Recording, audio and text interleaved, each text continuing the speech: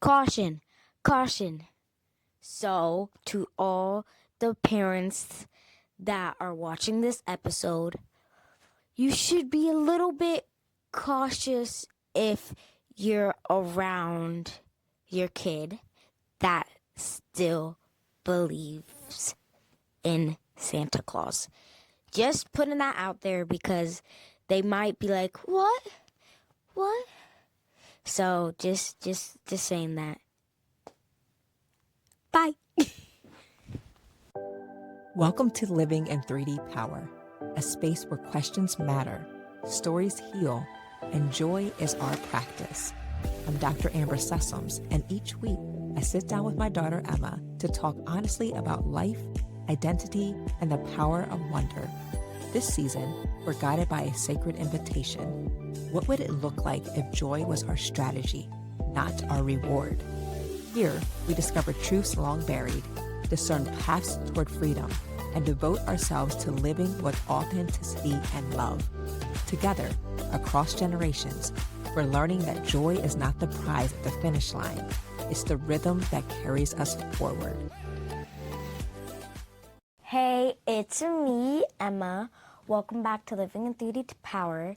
And today we're basically going to talk about what we're thankful for in this year. What happened in this year, basically, that you're thankful for. Yeah, and it really just came. This is going to be a short one. My friend Hattie B. McCarter, Hattie Bethia, I always call her Hattie Bethia, that's her maiden name, but she was one of the people that gave you a special birthday message last week. So Hattie's awesome. We have a Circle of Trust group, and in the group text yesterday, she posed a question, and it really gave me pause because Beep. because I felt like I didn't have an answer, and it made me think, ooh, Amber, you're really tender right now. You're feeling some big feelings, and it's okay. But for someone who, this season we're talking about joy, and so her question is, you ready for this question? Very good question. Yes. I had to write it down. As we get ready for the end of the year, with a grateful heart, what are 3 blessings you are grateful for this year? One of them being one you never saw coming. So I saw the question and I'm like, I don't have anything. You gotta think deep. And I think that's the part that really gave me pause. It made me think about the season that I'm in. It's Christmas Eve, thinking about this is the first Christmas, we've been celebrating holidays without Avery, and it just sucks, actually. So just leading up to that, thinking about how I'm thinking, and I've been noticing I'm a little bit more irritable. I'm not sleeping. Not Emma giving the eyes like, yes. But that's a part of grief, irritability. Me too, Mommy, me too. Yeah, I know, because you crashed out today, fell out on the ground, doing the most, all dramatic. This is where we're at. So we're being gentle with ourselves. But it made me think, so when you're saying, you got to think, right? And sometimes what we need other people in our lives, loved ones, community members to help us to find the answers. So I was talking to Aunt Dana on the phone about this question because I was like, I don't have an answer. I must be heavy in this grief thing right now. And she goes, you have lots of things. Remember we were on the phone and you think you were on speakerphone? And so she named a couple of things for me. And she said, you and Emma starting the podcast. And I was like, oh yeah, that's a good one. So she said that. She said, the book publisher reaching out to you.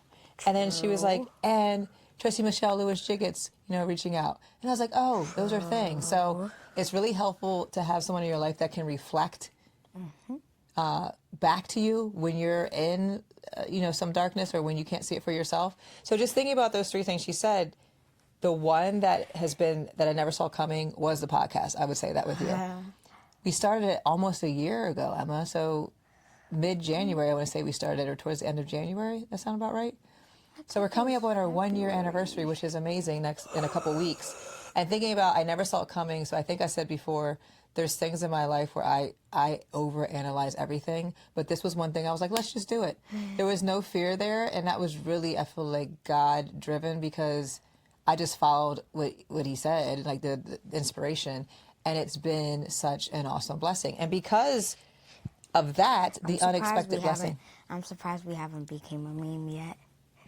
maybe we'll have to Google ourselves just to see. I have Googled myself. You Google yourself. Do you see yourself come up? Oh my gosh. I usually Google myself every once in a while just to see, make sure there's nothing weird out there that I need to kind of stop. But because that has happened sometimes with my work, I've had to get some people involved because they were putting some things out about my work, particularly when diversity, equity, inclusion was, well, it still is being attacked. People kind of pegged me and put me in that hole, so they were coming against me. But anyway, we digress. So thinking about the podcast, yes, you Google yourself and you're coming up now. What has been awesome is, so when she said, when Aunt Dana was like the book publisher reaching out, so back to Hattie again, I remember this summer, and I wrote about this in a Substack newsletter. I'll put the link in the show notes, but she pulled me aside, like we were in the parking lot getting ready to leave after we had dinner together with our girls group, and she goes like, friend, in her like, her Southern accent, and she's like, I love everything you're doing, but God told you to write that book. And I was like, geez, Hattie. And so for a publisher to reach out, part of the reason why they reached out? Why? They saw the podcast. And the other part was that they are publishers for school psychology, so they were looking at the National Association of School Psychologists, and they saw my name there too. So thinking about, I took a leap of faith, we started this podcast, and now people are starting to recognize it. And potentially, because I remember like so many people have spoken life and saying, girl, you need to write a book. Write a book about your story, or write a book about your keynotes. And one friend in particular, Steve Sharp, talked about the first season, he was like, this is a book, Amber. Every episode is a chapter. And I'm kind of like, oh, Steve, that's, yeah. And now as I'm preparing this article for our paper, for our presentation, I'm like, this is definitely a book. Yes. So here's the wild thing. So I did that. I'm kind of getting my juices flowing again. I feel like I've been kind of dormant and just meh. Remember we talked about how we feel with grief, and I just kind of I've lacked inspiration. So I had a moment of inspiration. I did this I have to show it to you. It's actually pretty cool. One of them is a road map, and it's kind of like a neighborhood or a city, and I'm going through my ideas. So each stop along the way is a different idea for a book. And then the other one I did is kind of like, I did it in Canva. I know, Canva's pretty cool. The other one I did was, it's like a forest and it's river flowing through it. So every stop along the way is a part of my keynote. Every Rock or like, yeah, it's like waterfalls, just all types of things along the way. So the one with the road map, as I was doing that and laying out a book or the paper that I'm writing for our presentation, I'm like, this is actually a book. And less than 24 hours later, a book publisher reaches out, wanting to connect. So I'm like, I didn't get too excited, but I remember saying something to Hattie and sending it to Hattie, and she goes, I told you. like it's awesome to have people in your life that see something and they don't, without hesitation, and they'll be like, girl, you are that girl. So again, I think that was cool. And then also seeing that Tracy Michelle Lewis Jiggets, like for her to send you a birthday message, and she's an NAACP Image Award winner, is pretty awesome. And I'll say the last thing, like, so I do have a fourth, and so it's kind of getting my juices flowing. It's tender, and it's kind of like the both and of grateful for Avery and his short 36 years of life, because what I've been realizing even in his death is just how much he loved. And as you saw that when we had his homegoing service, and there were people that couldn't even get in the door. I mean, over 700 people, like 600 could fit inside the sanctuary. There was probably another 150 or so outside the door, over 1,000 views online. I haven't even looked at the views lately. But what that showed me is when you live unapologetically and fully and with love, that returns tenfold. And that legacy is something that has been beautiful. Even connecting with my niece Addie, your cousin Addie, and talking to her about Uncle Avery and how much wisdom, even though he was my little brother and he was ridiculous, he was the most, even in that, there was wisdom in that she really is holding on to, and it's inspiring her to continue on her journey and to not give up. So I think that is the gratefulness that I have. And what I don't want to happen is waiting for someone to die to recognize all of who they are and loving how they show up in the world. So those are my 3, 4 that Aunt Dana helped me with, and then I was able to really think about Avery and just the awesomeness that he brought to our lives and continues to. So, do you want me to read the question again, or do you already know the question? You know the question? So 3 blessings you are grateful for this year, and the one that's unexpected or you never saw coming. So, do I have to do one? However you want to do it. Okay. So, one unexpected thing was when I got my paycheck. I'm going to flash it on the screen because your face, you were like, that was hilarious. Officially, and what did you say? What would you say? I'm a professional. That was a big deal. But why did you get that check? What happened that day? Because I did a live performance. A live performance. We did a live podcast in front of hundreds of 7th grade girls on a stage in a theater. Yeah, and you got a check for that. So I think that was super unexpected, but it was awesome. What did that teach you, like that moment? That you sometimes you do stuff for fun, and sometimes you do stuff for fun and then get a reward. I like that. It's interesting you say that because I was talking to JoJo today about, she's trying to navigate and figure out what she wants to do with her future. And I'm like, part of we talked about this before, cooking. Like, she's awesome at cooking, right? Her food is good. So good. And part of what I said before, I think on the podcast, is that our job as parents is to train up a child in the way they should go. So when they grow old, they don't depart from it. And people think that's scripture. What that really means is that we're training you up in your gifts and talents that God has blessed you with, so that you can find a purpose, a job, or whatever in that to really bless the world with. So JoJo's definitely cooking, right? So for you, there's something about you speaking your empathy, all of those things, and you're putting it to use in this podcast. So I can't wait to see what that looks like for the future for you.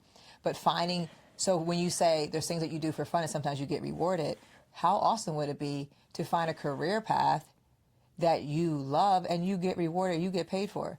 Man, I feel like that's everyone's dream. So how people say, if you never got paid for it, what would you do for the rest of your life? That's finding something, your purpose, and not worrying about reward. But to get rewarded, that's a double blessing. So that's my prayer for all of y'all girls, is that you find a career and a path that's aligned with your purpose and what you have been destined to do on this earth. And that most days it doesn't feel like work because it's you aligning with your path. It's still going to be hard at times, but you're walking your purpose. Kibo says he agrees. So that was your first one. You got paid, so you a professional speaker now. So y'all, if you want to book Emma for speaking, doing a live podcast, drop us a DM. You up for that, Em, in 2026? Yeah. I can't believe it's not even 2026. Well, you'll be doing that for our national convention in February. So, Yeah. speaking to a room of school psychologists. I forgot about that. No big deal. No big deal. Yeah. I'm going to say 2 more since you said 3, not Okay. 4.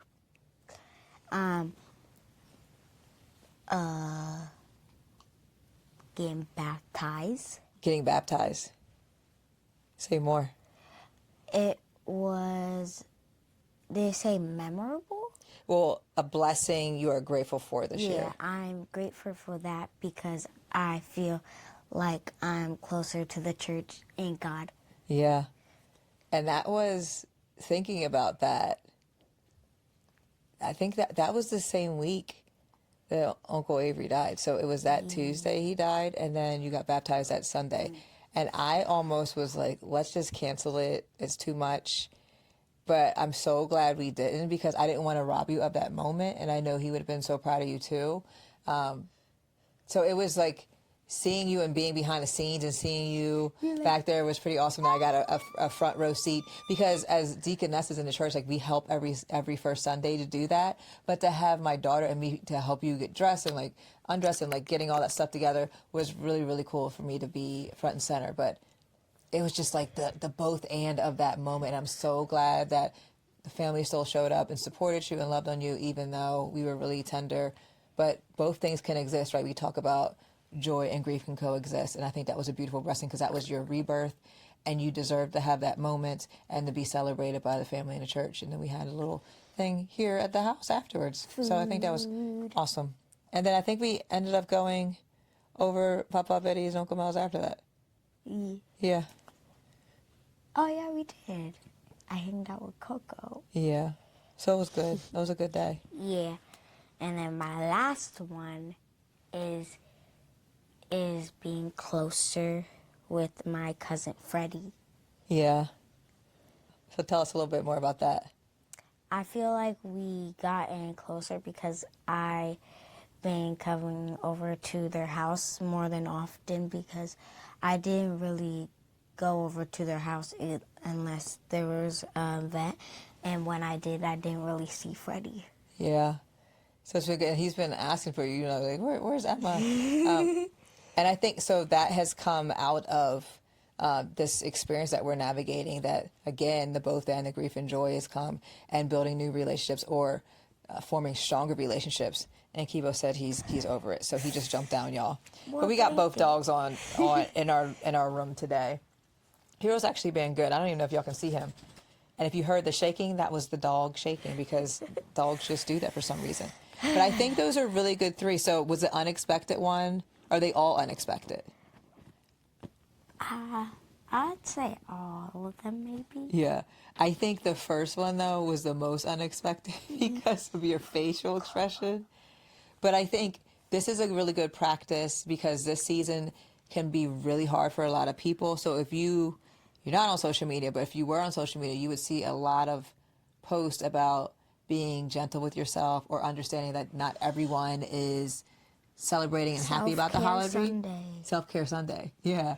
But not everyone is celebrating this holiday season because it's really hard for a lot of people because they're missing loved ones or maybe they're too far away from their family, they can't travel, or they don't have the money to give the gifts that they want to. But what we know in the Christian faith, it's not about all that.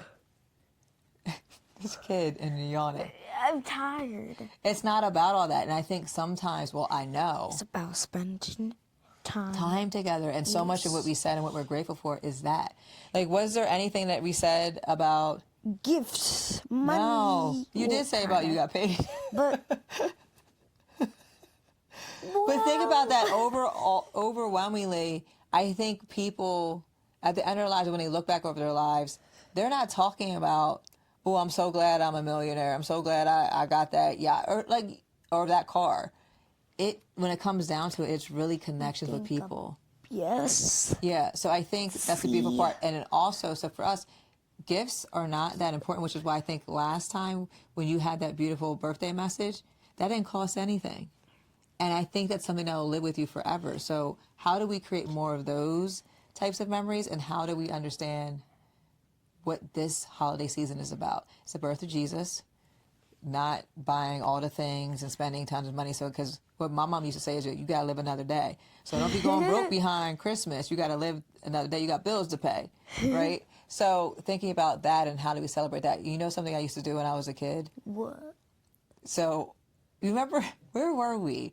I can't remember where we were, and someone said something about, it was in church.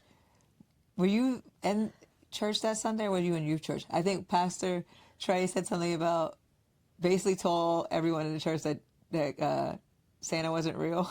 Were you? Yes. And I was like, and you said to Cam, you're like, yeah, I never believed in that, or something like that. But it was funny because there were definitely some kids in the service that were like, what? Yeah. Right.